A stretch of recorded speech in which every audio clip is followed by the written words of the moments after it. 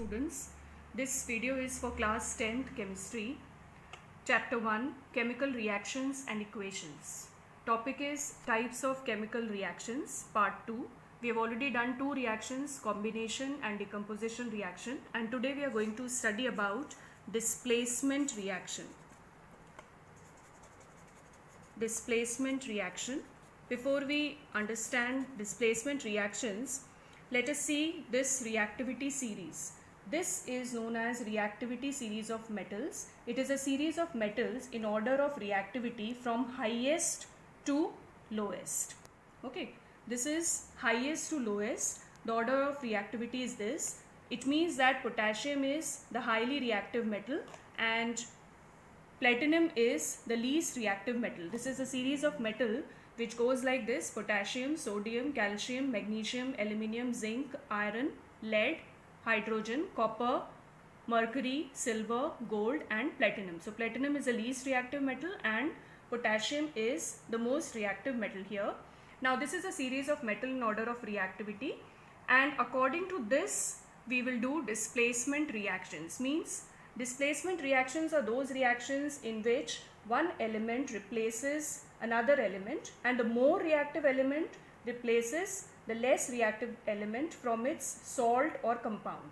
So such kind of reactions are known as displacement reactions. Suppose we take a general equation like A reacts with B dot C. This is a compound, this is a salt solution, BC, and here A is more reactive than B, so it displaces B from its solution and the compound formed is A dot C plus B. So B is less reactive, so it is replaced by A. These are known as single displacement reactions. Sometimes they are also known as single displacement reaction because there is displacement of one metal or a non-metal. So more reactive metal or non-metal displaces the less reactive metal or non-metal from its salt or from its compound or from its solution. Okay, so these are known as single displacement reactions. Now let us understand it through an activity. For example, here what we have done is you take copper sulfate solution in this. This is copper sulfate solution, okay, in a test tube, and tie an iron nail. This is an iron nail which is of grey color. This iron nail, you have to tie it with a thread and immerse it in this copper sulfate solution, and you wait for 20 minutes. After 20 minutes, you will find that iron nail becomes brown in color. Now this nail which was grey earlier, it has become brown in color, right? Why this has become brown in color? Because iron is more reactive than copper. You can see in the reactivity series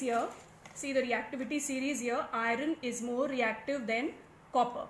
So naturally iron will displace this copper from its salt solution.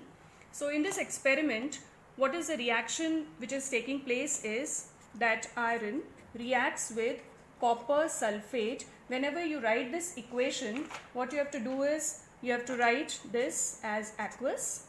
This is a solution of copper sulfate, and the reaction is iron sulfate is formed, FeSO4 plus copper. Now iron is more reactive than copper, so it is displaced, it is kicked out from here and it takes the place here of copper.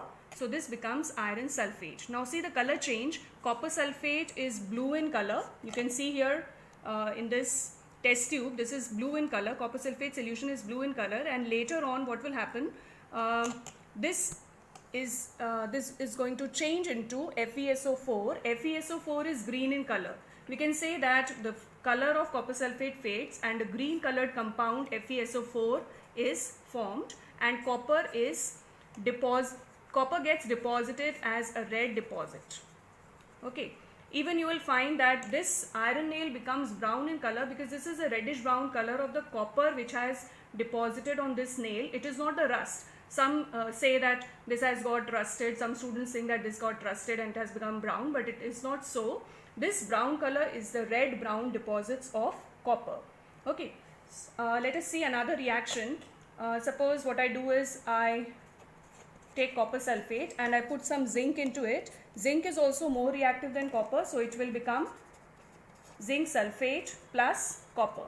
Now here the color changes, copper sulfate is blue in color, right, and this zinc sulfate is colorless. So when you see the colorless solution, you will find that this displacement has taken place and zinc sulfate is formed. Okay, then another reaction, suppose I react magnesium with copper sulfate. Again, magnesium is more reactive than copper, so it will displace magnesium sulfate plus copper is formed. Okay, but if the reaction is like this, suppose ZnSO4 plus copper, if you get this kind of reaction, you will say that this reaction will not take place. Why? Because copper is less reactive, so it cannot displace zinc from its solution. Okay, let us see some more reactions here. Like copper chloride, CuCl2 plus lead. CuCl2 is green in color.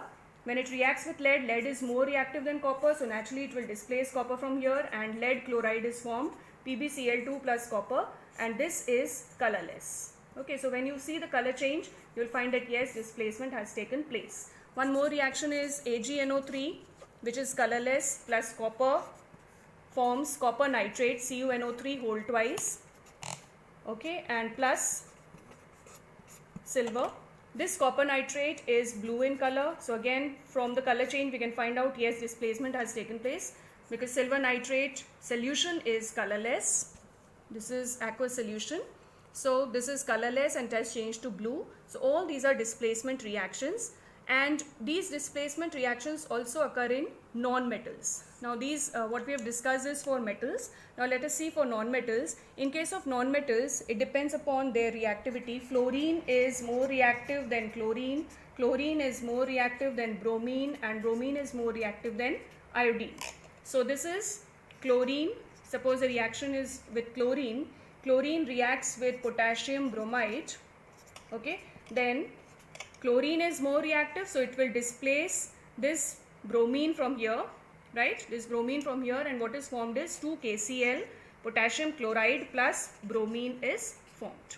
In the same way, if the reaction is chlorine plus potassium iodide, then again chlorine is more reactive than iodine, so what is formed is 2KCl plus iodine is formed. So these are the reactions in which single displacement occurs in non-metals, where more reactive non-metal displaces less reactive non-metal from its salt or from its solution. Okay, now the next type of reaction is double displacement reaction. Let us see the general equation for this. Suppose we have two compounds AB plus CD. When they react, it forms AD plus BC. It means there is double displacement taking place. Here exchange of ions takes place. Suppose we have a reaction AgNO3 plus NaCl, right? Now here if I look at the ions, silver is positive, nitrate is negative, again sodium is positive and chloride is negative. So here positive of this combines with negative of this, and negative of this combines with positive of this. So what is the product here? AgCl, silver chloride plus NaNO3, sodium nitrate is formed. Here this is white precipitate. Precipitate, I have told you earlier that precipitate is something which is insoluble, right? So white precipitate of silver chloride is formed. Silver nitrate is colorless. Silver nitrate is colorless and it changes to white precipitate of silver chloride. And here exchange of ions takes place, that is positive of one compound combines with negative of the other, and negative of one compound combines with positive of the other. So the product formed here is AgCl plus NaNO3. Look at another reaction which is a very common one. This is barium chloride, BaCl2. Please remember that this is aqueous solution. All these are aqueous solutions which we are writing here. So barium chloride, if you take barium chloride aqueous solution and you add it to sodium sulfate Na2SO4 aqueous solution, both of them are colorless. Both of these are colorless solutions. You will find a precipitate being formed. This is of barium sulfate. Again, this is a white precipitate which is formed, white PPT. Barium sulfate plus sodium chloride is formed. So in this reaction also exchange of ions has taken place. Barium is positive, chloride is negative, sodium is positive, sulfate is negative. So positive of this combines with negative of this, and negative of this combines with positive of this. So this is formed, barium sulfate plus NaCl is formed.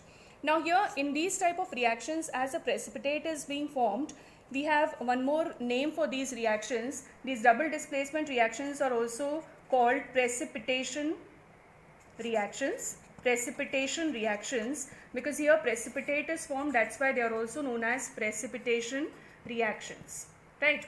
And even some of the neutralization reactions are precipitation reactions, double displacement reactions.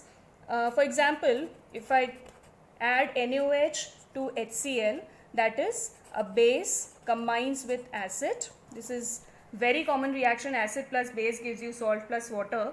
So NaOH plus HCl forms NaCl plus water. Right, this is also a double displacement reaction because exchange of ions is taking place here. Sodium is positive, hydroxide is negative, this is positive, chloride is negative. So positive of this combines with negative of this, and negative of this combines with positive of this, and sodium chloride plus water is formed. So neutralization reactions are also double displacement reactions. And one more thing is, we have studied about displacement reactions right now. Displacement reactions are mostly exothermic reactions, that is heat is evolved during the reaction. Heat is evolved, some of the students were confused at how will we come to know that the heat is released.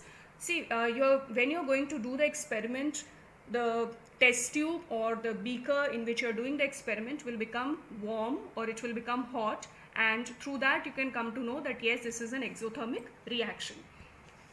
Now this is your assignment for today. Assignment for displacement and double displacement reactions. First question is, why does the color of copper sulfate solution change when an iron nail is dipped into it? Second is, consider the following chemical reaction. X plus barium chloride forms Y plus sodium chloride. A part is identify X and Y. B is identify the type of reaction and write the chemical equation. Third question is, identify the type of reactions. Calcium oxide plus water forms calcium hydroxide. Copper sulfate plus zinc forms zinc sulfate plus copper. Now whenever you have to identify the type of reaction, make sure that there are only 4 types of reactions in which you are going to write the type of reaction till now. Okay, redox reactions you will study afterwards, but you have to identify the type of reactions here, right? Thank you. You can do it in your chemistry registers.